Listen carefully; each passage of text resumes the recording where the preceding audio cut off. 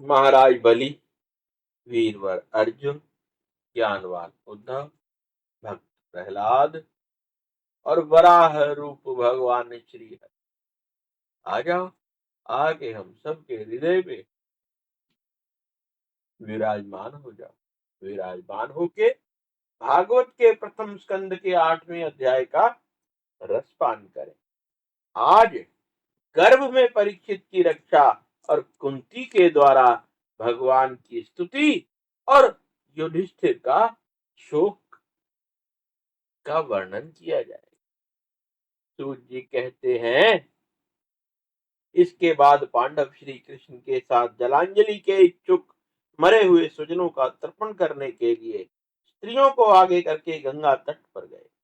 वहां उन्होंने सब मृत बंधुओं को जल दान दिया और उनके गुणों का स्मरण करके बहुत विलाप किया। तदंतर भगवान के चरण कमलों की धूलि से पवित्र गंगा जल में पुनः स्नान किया। वहां अपने भाइयों के साथ कुरुपति महाराज युधिष्ठिर, धृतराष्ट्र, पुत्र शोक से व्याकुल गंधारी, कुंती और द्रौपदी सब बैठकर मरे हुए स्वजनों के लिए शोक करने लगे। भगवान श्री कृष्ण ने धौम्यादि मुनि के साथ उनको सांत्वना दी और समझाया कि संसार के सभी प्राणी काल के अधीन है। मौत से कोई बच नहीं सकता। इस प्रकार भगवान ने अजातशत्रु महाराज युधिष्ठिर को उनका वह राज जो धूर्तों ने छल से छीन लिया था वापस दिलवाया और द्रौपदी के केशों का स्पर्श करके जिनकी आयु क्षीण हो गई थी उन दुष्ट राजाओं का वध कराया। साथ ही युधिष्ठिर के द्वारा उत्तम सामग्रियों तथा पुरोहितों से 3 अश्वमेध यज्ञ कराए। इस प्रकार युधिष्ठिर के पवित्र यश को 100 यज्ञ करने वाले इंद्र के यश की तरह सब और फैला दिया। इसके बाद भगवान श्री कृष्ण ने वहां से जाने का विचार किया। उन्होंने इसके लिए पांडवों से विदा ली और व्यास आदि ब्राह्मणों का सत्कार किया। उन लोगों ने भगवान का बड़ा ही सम्मान किया। तदंतर सात्यकी और उद्धव के साथ द्वारका आने के लिए वे रथ पर सवार हुए। उसी समय उन्होंने देखा कि उत्तरा भय से विहल होकर सामने से दौड़ी चली आ रही। उत्तरा ने कहा, देवादिदेव जगदीश्वर, आप महायोगी हैं, आप मेरी रक्षा कीजिए। रक्षा की आपके अतिरिक्त इस लोक में मुझे अभय देने वाला और कोई नहीं है, क्योंकि यहाँ पर सभी परस्पर एक दूसरे के मृत्यु के निमित्त बन रहे। प्रभु, आप सर्वशक्तिमान हैं। यह यह लोहे का धधकता हुआ बाण मेरी ओर दौड़ा आ रहा है। स्वामी, यह मुझे भले ही जला डाले, परंतु मेरे गर्भ को नष्ट ना करे, ऐसी कृपा कीजिए। सूत जी कहते हैं, भक्तवत्सल भगवान श्री कृष्ण उसकी बात सुनते ही जान गए कि अश्वत्थामा ने पांडवों को निर्बीज करने के लिए ब्रह्मास्त्र का प्रयोग किया है। शौनक जी, उस समय पांडवों ने भी देखा कि जलते हुए 5 बाण हमारी ओर आ रहे, इसलिए उन्होंने भी अपने अपने अस्त्र उठा लिए। सर्वशक्तिमान भगवान श्री कृष्ण ने अपने अनन्य प्रेमियों पर, शरणागत भक्तों पर बड़ी विपत्ति आई जानकर अपने निज अस्त्र सुदर्शन से उन निज जनों की रक्षा की। योगेश्वर श्री कृष्ण समस्त प्राणियों के हृदय में विराजमान आत्मा। उन्होंने उत्तरा के गर्भ को पांडवों की वंश परंपरा चलाने के लिए अपनी माया के कवच से ढक दिया। शौनक जी, यद्यपि ब्रह्मास्त्र अमोघ है और उसका निवारण का कोई उपाय भी नहीं है, फिर भी भगवान के तेज के सामने आकर वह शांत हो गया। यह कोई आश्चर्य की बात नहीं समझनी चाहिए, क्योंकि भगवान तो सर्वाश्चर्य मैं सब आश्चर्यमय हैं। वे ही अपनी निज शक्ति माया से स्वयं अजन्मा होकर भी इस संसार की सृष्टि, रक्षा और संहार करते हैं। जब भगवान श्री कृष्ण जाने लगे तब ब्रह्मास्त्र की ज्वाला से मुक्त अपने पुत्रों और द्रौपदी के साथ सती कुंती ने भगवान श्री कृष्ण की इस प्रकार स्तुति की। कुंती ने कहा, बात सुनने वाली है, ये स्तुति बड़ी उत्तम वो है और बड़े लोगों ने इसको गाया है और बड़े अच्छे तरीके से सुनने वाला, एक एक अक्षर इसका समझने वाला। कुंती ने भगवान कृष्ण की स्तुति की और कैसे की और क्या क्या बोला सुनना। आप समस्त जीवों के बाहर और भीतर एक रस स्थित है, फिर भी इंद्रियों और वृत्तियों से देखे नहीं जाते, क्योंकि आप प्रकृति से परे आदि पुरुष परमेश्वर है। मैं आपको नमस्कार करती हूँ। इंद्रियों से जो कुछ जाना जाता है उसकी तह में आप विद्यमान रहते हैं और अपनी ही माया के पर्दे से अपने को ढके रहते। मैं अबोध नारी आप अविनाशी पुरुषोत्तम को भला कैसे जान सकते?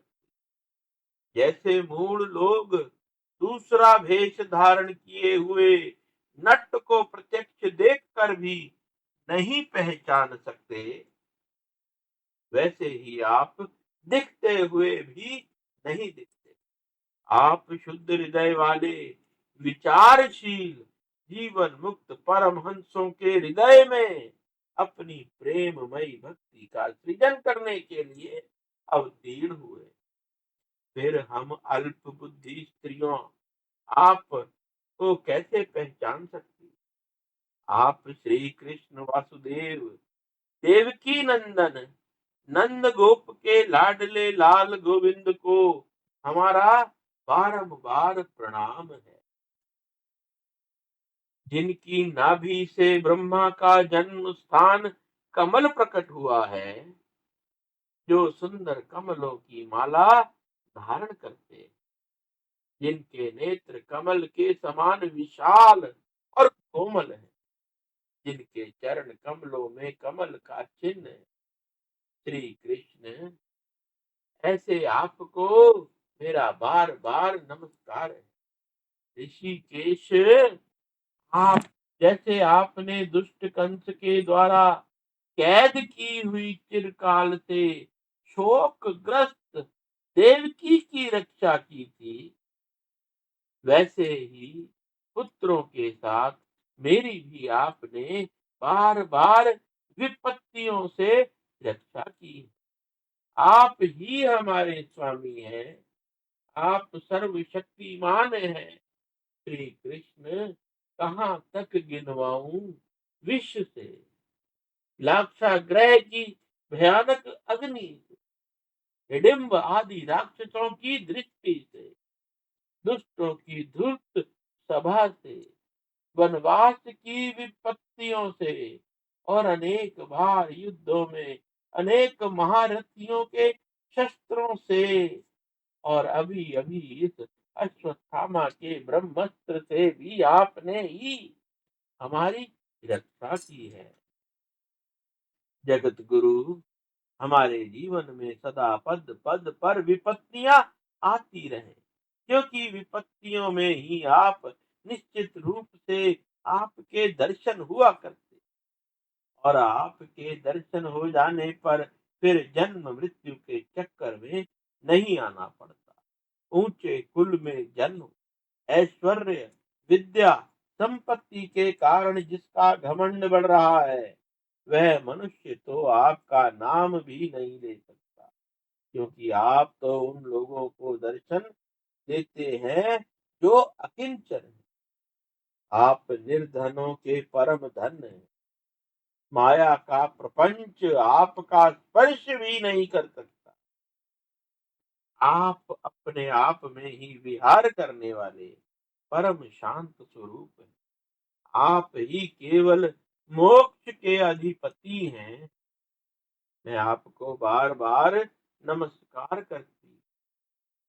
मैं आपको अनादि, अनंत, सर्वव्यापक, सबके नियंता, काल रूप परमेश्वर समझती। संसार के समस्त पदार्थ और प्राणी आपस में टकराकर विषमता के कारण परस्पर विरुद्ध हो रहे हैं, परंतु आप सब में समान रूप से विचर रहे हैं। भगवान, आप जब मनुष्य की सी लीला करते हैं तो आप क्या करना चाहते हैं यह कोई नहीं जानता। आपका कोई भी ना तो प्रिय और ना ही अप्रिय है। आपके संबंध में लोगों की बुद्धि ही विषम हुआ करती। आप विश्व के आत्मा, विश्व रूप है। ना आप जन्म लेते हैं और ना आप कर्म ही करते। फिर भी पशु पक्षी, मनुष्य, ऋषि, जलचर आदि में आप जन्म लेते हैं और उन योनियों के अनुरूप कर्म भी किया करते। यह आपकी लीला ही तो है। जब बचपन में आपने दूध की मटकी फोड़कर यशोदा मैया को खिला दिया था और उन्होंने आपको बांधने के लिए हाथ में रस्सी ली थी, तब आपकी आंखों में आंसू छलक आए। काजल कपोलों पर बह चला था, नेत्र चंचल हो रहे थे और भय की भावना से अपने अपने मुख को नीचे की ओर आपने अपने मुख को नीचे की ओर झुका लिया था। आपकी उस दशा का, लीला छवि का ध्यान करके मैं मोहित हो जाती हूँ। भला जिसके भय से भी भय मानता, उसकी यह दशा। आपने अजन्मा होकर भी जन्म क्यों लिया है, इसका कारण बताते हुए कोई कोई पुरुष यो कहते हैं कि जैसे मलयाचल की कीर्ति का विस्तार करने के लिए उसमें चंदन प्रकट होता है, वैसे ही अपने प्रिय भक्त पुण्य श्लोक राजा यदु की कीर्ति का विस्तार करने के लिए आपने उनके वंश में अवतार ग्रहण किया। दूसरे लोग यो कहते हैं कि वसुदेव और देवकी ने पूर्व जन्म में आपसे यही वरदान प्राप्त किया था, इसलिए आप अजन्मा होते हुए भी जगत के कल्याण और दैत्यों के नाश के लिए उनके पुत्र बने हैं। कुछ और लोग यो कहते हैं कि पृथ्वी दैत्यों के अत्यंत भार से समुद्र में डूबते हुए जहाज की तरह डगमगा रही थी, पीड़ित हो रही थी। तब ब्रह्मा की प्रार्थना से आपने उसका भार उतारने के लिए ही आप प्रकट हुए। कोई महापुरुष यूं कहते हैं कि जो लोग इस संसार में अज्ञान, कामना और कर्मों के बंधन में जकड़े हुए पीड़ित हो रहे हैं, उन लोगों के लिए श्रवण और स्मरण करने योग्य लीला करने के विचार से ही आपने अवतार ग्रहण किया है। भक्तजन बार बार आपके चरित्र का श्रवण, गान, कीर्तन एवं स्मरण करके आनंदित होते रहते हैं। वे ही अविलंब आपके उस चरण कमल का दर्शन कर पाते हैं जो जन्म मृत्यु के प्रवाह को सदा के लिए रोक देता है। भक्त वंशल कल्पत्रु, क्या अब आप अपने आश्रित और संबंधी हम लोगों को छोड़कर जाना चाहते हैं? आप जानते हैं कि आपके चरण कमलों के अतिरिक्त हमें और किसी का सहारा नहीं है। पृथ्वी के राजाओं के तो हम यूं ही विरोधी हो गए। जैसे जीव के बिना इंद्रियां शक्तिहीन हो जाती, वैसे ही आपके दर्शन के बिना यदुवंशियों के और हमारे पुत्र पांडवों के नाम तथा रूप का अस्तित्व ही क्या रह जाता है। गदाधर गदाधर आपके विलक्षण चरण चिन्हों से चिन्हित यह कुरुजांगल देश की भूमि आज जैसी शोभायमान हो रही है, वैसे आपके चले जाने के बाद ना रहेगी। आपकी दृष्टि के प्रभाव से ही यह देश पकी हुई फसल तथा लता वृक्षों से समृद्ध हो रहा है। ये वन, पर्वत, नदी और समुद्र भी आपकी दृष्टि से ही वृद्धि को प्राप्त हो रहे। आप विश्व के स्वामी, विश्व की आत्मा है और विश्व रूप है। यदुवंशियों और पांडवों में मेरी बड़ी ममता हो गई। आप कृपा करके स्वजनों के साथ जोड़े हुए इस स्नेह की दृढ़ फांसी को काट दीजिए। श्री कृष्ण जैसे गंगा की अखंड धारा समुद्र में जा गिरती है, वैसे ही मेरी बुद्धि किसी और की ओर ना जाकर आपसे ही निरंतर प्रेम करती रहे। श्री कृष्ण अर्जुन के प्यारे सखा यदुवंश शिरोमणि, आप पृथ्वी के भार रूप राजराजेश्वर दैत्यों को जलाने के लिए अग्नि स्वरूप है। आपकी शक्ति अनंत है। गोविंद, आपका यह अवतार गो, ब्राह्मण और देवताओं का दुख मिटाने के लिए ही है। योगेश्वर, चराचर के गुरु भगवान, मैं आपको नमस्कार करता हूँ। सूत जी कहते हैं, इस प्रकार कुंती ने बड़े मधुर शब्दों में भगवान की अधिकांश लीलाओं का वर्णन किया। यह सब सुनकर भगवान श्री कृष्ण अपनी माया से उसे मोहित करते हुए मंद मंद मुस्कुराने लगे। उन्होंने कुंती से यह कह दिया, अच्छा ठीक है। और रथ के स्थान में से वे हस्तिनापुर लौट आए। वहां कुंती और सुभद्रा आदि देवियों से विदा लेकर जब वे जाने लगे, तब राजा युधिष्ठिर ने बड़े प्रेम से उन्हें रोक लिया। राजा युधिष्ठिर को अपने भाई बंधुओं के मारे जाने का बड़ा शोक हो रहा था। भगवान की लीला का मर्म जानने वाले व्यास आदि महर्षियों ने और स्वयं अद्भुत चरित्र करने वाले भगवान श्री कृष्ण ने भी अनेकों इतिहास कहकर उन्हें समझाने की बहुत चेष्टा की, परंतु उन्हें सांत्वना ना मिली, उनका शोक ना मिटा। शौनक आदि ऋषियों, धर्मपुत्र राजा युधिष्ठिर को अपने स्वजनों के वध से बड़ी चिंता हुई। वे अविवेक युक्त चित्त से स्नेह और मोह के वश में होकर कहने लगे, भला मुझ दुरात्मा के हृदय में बुद्ध मूल हुए इस अज्ञान को तो देखो। मैंने सियार कुत्तों के आहार इस अनात्मा शरीर के लिए अनेक अक्षोणी सेना का नाश कर डाला। मैंने बालक, ब्राह्मण, संबंधी, मित्र, चाचा, ताऊ, भाई बंधु और गुरुजनों से द्रोह किया है। करोड़ों वर्षों में भी नरक से मेरा छुटकारा नहीं हो सकता।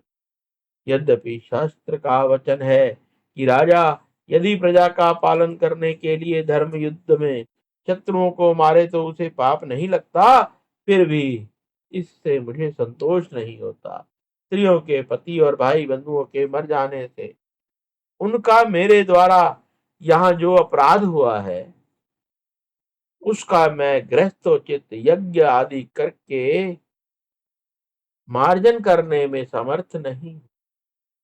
जैसे कीचड़ से गंदला जल स्वच्छ नहीं किया जा सकता, मदिरा से मदिरा की अपवित्रता नहीं मिटाई जा सकती, वैसे ही बहुत से हिंसाबुल यज्ञों के द्वारा एक भी प्राणी की हत्या का प्रायश्चित नहीं किया जा सकता।